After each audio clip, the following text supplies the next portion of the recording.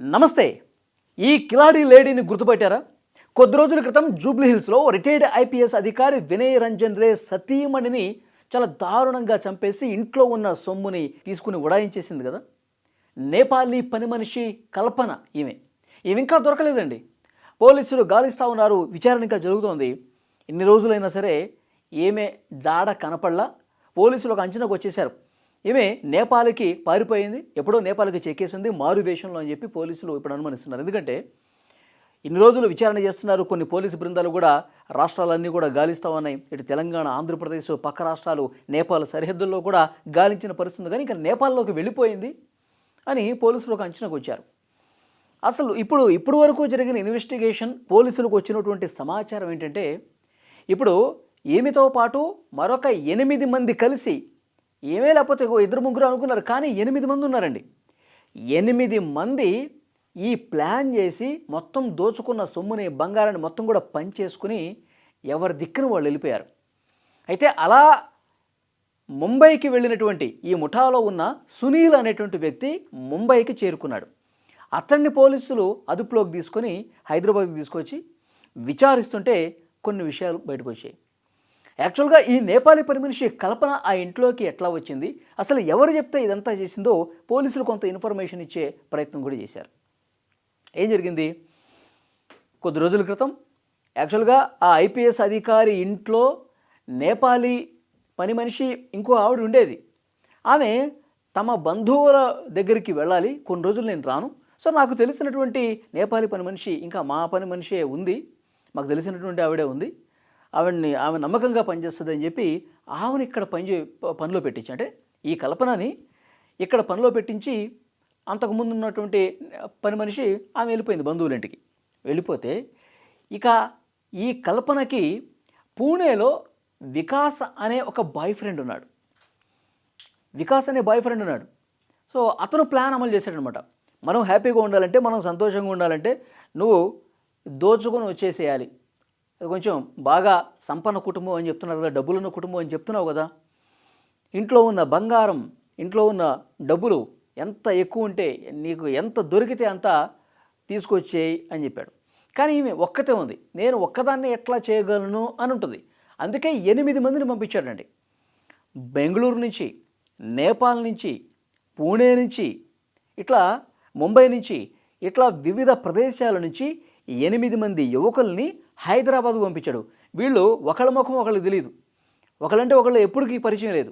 హైదరాబాద్ చేరుకున్న తర్వాత ఒకళ్ళ నుంచి ఒకళ్ళు ఫోన్ చేసుకుని ఈ వికాస్ అనేవాడు పంపించాడు. 8 మంది పంపించాడు. వీళ్ళు ఫోన్లు చేసుకొని ఒక ముఠాగా ఏర్పడి ఒక ప్లాన్ తీసుకుని జూబ్లీహిల్స్ ప్రశాసన్ నగర్లో రెక్కీ చేసి పని మనిషి ఈ కల్పనని కలుసుకొని మాట్లాడుకొని ఏ రోజు మనం వర్కౌట్ చేయాలి, ఏ రోజు మనకు అవకాశం ఉంటుంది, ఏ రోజు మీరు ఇంట్లోకి వస్తే మనం ఐపీఎస్ భార్య తనూజని చంపేసి మనం డబ్బులు తీసుకెళ్ళొచ్చు, ఇవన్నీ కూడా ముందే ఒక వారం రోజుల ముందే ప్లాన్ తీసుకున్నారు. ఈ సూత్రధారి ఎవడిది ప్లాన్ అంతా? ఈమె బాయ్ ఫ్రెండ్ వికాస్, వీడు పూణేలో ఉండి ఆపరేట్ చేశాడు. అయితే ఈ 8 మంది కలిసి ప్లాన్ చేసుకుని ఆ రోజు రాత్రి 10 గంటల సమయంలో గోడ అంటే ఆ ఇంటికి పక్కనే ఒక చిన్న జేహెచ్ఎంసీ పార్క్ ఉంటుంది. ఆ పార్కు లోపలికి వచ్చి గోడ దాటి అక్కడ వీళ్ళ కోసం, ఈ 8 మంది కోసం కల్పన తలుపులన్నీ ఓపెన్ చేసి పెట్టింది.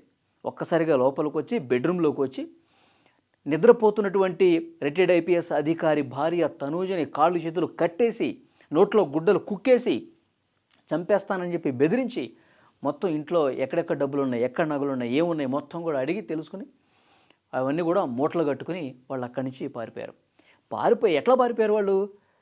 జూబ్లీహిల్స్ నుంచి నాంపల్లి వరకు వాళ్ళు ఆటోలో 8 మంది వెళ్ళిపోయి అక్కడి నుంచి వాళ్ళు ట్రైన్ ఎక్కారు, తెలంగాణ ఎక్స్ప్రెస్ ట్రైన్ ఎక్కి వాళ్ళు ఎక్కడ దిగారు? కాజీపేటలో దిగి కొంత దూరం, అంటే ఎవరూ లేని ప్రదేశానికి వెళ్ళి ఈ 8 మంది కూడా దోచుకున్న సొమ్ముని, బంగారాన్ని మొత్తం పంచుకున్నారు.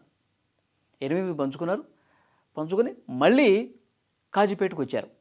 కాజీపేటకు వచ్చి అంటే కాజీపేటకు వచ్చే ముందే నగలు పంచుకున్న తర్వాత వాళ్ళ దగ్గర ఫోన్లు ఉన్నాయి కదా, వాళ్ళ ఫోన్లన్నీ కూడా పగలగొట్టుకుని దూరంగా విసిరేశారు. అంటే ఎక్కడ సిగ్నల్ ఆధారంగా ఫోన్ మన దగ్గర ఉంటే సిగ్నల్ ద్వారా ట్రేస్ చేసి పోలీసులు మనకు కనిపెట్టేస్తారు కాబట్టి మన దగ్గర ఫోన్లు ఉండొద్దు.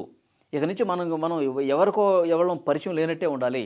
మనకి ఎలాంటి సమాచారం ఉండదని చెప్పి ఫోన్లన్నీ పగలగొట్టుకుని పడేశారు. ఉన్న సొమ్ముని బంగారాన్నంతా పంచేసుకొని మళ్ళీ కాజీపేట రైల్వే స్టేషన్కి వచ్చి 4 ట్రైన్లు మారారండి. ట్రైన్ ఎక్కటం, తర్వాత స్టాప్లో దిగటం, ఇంకో ట్రైన్ ఎక్కటం. అట్లా 4 ట్రైన్స్ మారి వాళ్ళు ఎక్కడి నుంచి వచ్చారో అక్కడికి వెళ్ళిపోయారు. ఒకడు పూణేకి వెళ్ళిపోయాడు, ఒకడు ముంబైకి వెళ్ళిపోయాడు, ఒకడు బెంగళూరుకి వెళ్ళిపోయాడు, ఈమె నేపాల్కు వెళ్ళిపోయింది. ఈ ప్లాన్ అమలు చేసిన పూణేలో ఉన్నాడు కదా వికాసు, వాడు కూడా డబ్బులు బంగారంతో పంచేసుకున్న తర్వాత వాడు కూడా నేపాల్కి వెళ్ళిపోయాడు. అయితే వీళ్ళందరూ తలో రాష్ట్రానికి తలో నగరానికి వెళ్ళిపోయారు కదా వాళ్ళ సొంత గ్రామానికి. ముంబైలో సునీల్ అనేవాడిని పట్టుకున్నారు. ఈమెను పట్టుకోలే, ఇంకా ఆ ప్లాన్ గీసిన వికాస్ అనేవాడిని పట్టుకోలే. ఈ ముంబైలో ఉన్నటువంటి సునీల్ అనేవాడిని, ఆ ముఠాలో ఉన్నటువంటి సునీల్, వాడేం చేస్తున్నాడు, డబ్బులను దోచుకుని బంగారం అంతా పంచుకునేది వచ్చింది కదా, వాడి భార్యతో కలిసి వేరే ప్రాంతానికి వెళ్ళిపోతుండగా మన తెలంగాణ పోలీసులు పట్టుకున్నారు. పట్టుకొని వాడిని హైదరాబాద్ తీసుకొచ్చి, ఏంట్రా మీ కథ, అసలు మీకు ఎవరు చెప్పారు ఇది రిటైర్డ్ ఐపీఎస్ అధికారి ఇంట్లో దొంగతనం, అసలు ఎవడు ప్లాను ఏంటంటే వాడు మొత్తం ఎక్కేశాడు. ఈ కల్పన బాయ్ ఫ్రెండ్ వికాసు, వాడు పూణేలో ఉంటాడు. వాడు మాకు ఫోన్లు చేసి ఈ విధంగా చెప్పాడు, ఇక్కడికి వచ్చాము, ఇదంతా అమలు చేశాము, అది వికాస్ అనేవాడు చెప్పాడు, ఈ కల్పన అమలు పరిచింది, వీళ్ళకి సపోర్ట్గా ఉన్నాం, మాకే పాపం తెలియదని చెప్పి పోలీసుల ముందు నాటకాలు ఆడటం స్టార్ట్ చేశాడు. వాళ్ళని అరెస్ట్ చేసేశారు పోలీసులు. ఇప్పుడు ఈమెను పట్టుకోవడం కొంచెం కష్టంగా మారింది. ఎందుకంటే అసలు పాత్రధారి బాయ్ ఫ్రెండ్ చెప్పాడు కదా అని చెప్పి అప్పటి వరకు నమ్మకంగా నటించినటువంటి ఈ నేపాలీ పని మనిషి కల్పన ఎంత దుర్మార్గంగా ప్రవర్తించింది చూడండి. కొన్ని నెలల పాటు అసలు మహానటిలాగా, సార్ మీరు ఏం చెప్తే అది చేస్తా, మేడం మీరేం చెప్తే అది చేస్తా, నేను ఇక్కడే ఉంటాను, ఇక్కడ నాకు బాగుంది, మీరు నాకు దేవుళ్ళలాగా అనిపించారని చెప్పి నమ్మకంగా నటించి వన్ ఫైన్ డే ఇంత దుర్మార్గానికి తెగబడిందండి.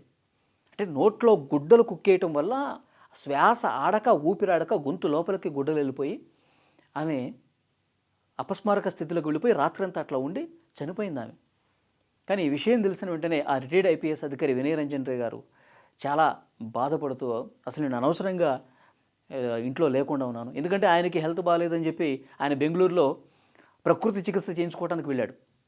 ఇది ఆయన లేడు కదా అని చెప్పి వీళ్ళు ప్లాన్ గీశారు. ఇట్లా నేను అసలు వెళ్లకుండా ఉన్నా బాగుండేది, నా భార్యని నేను దక్కించుకునేవాడిని, ఈ నేపాలీ పని మనుషులు ఎంత క్రిమినల్ బ్రెయిన్తో ఉన్నారని చెప్పి అసలు నేను ఊహించలేదని చెప్పి ఇప్పుడు ఆయన బాధపడుతూ భార్యను తలుచుకుంటూ కుమిలిపోతున్న పరిస్థితి. సో కానీ పోలీసులు కూడా చాలా సీరియస్గా ఈ కేసును తీసుకున్నారు. ఎందుకంటే రిటైర్డ్ ఐపీఎస్ అధికారి ఇంట్లోనే దొంగలు పడిపోయి మనుషులను చంపే వరకు పరిస్థితి వస్తుందంటే సామాన్యుల గతి ఏంటి? మొన్న ఇంకో ఘటన చూసాం.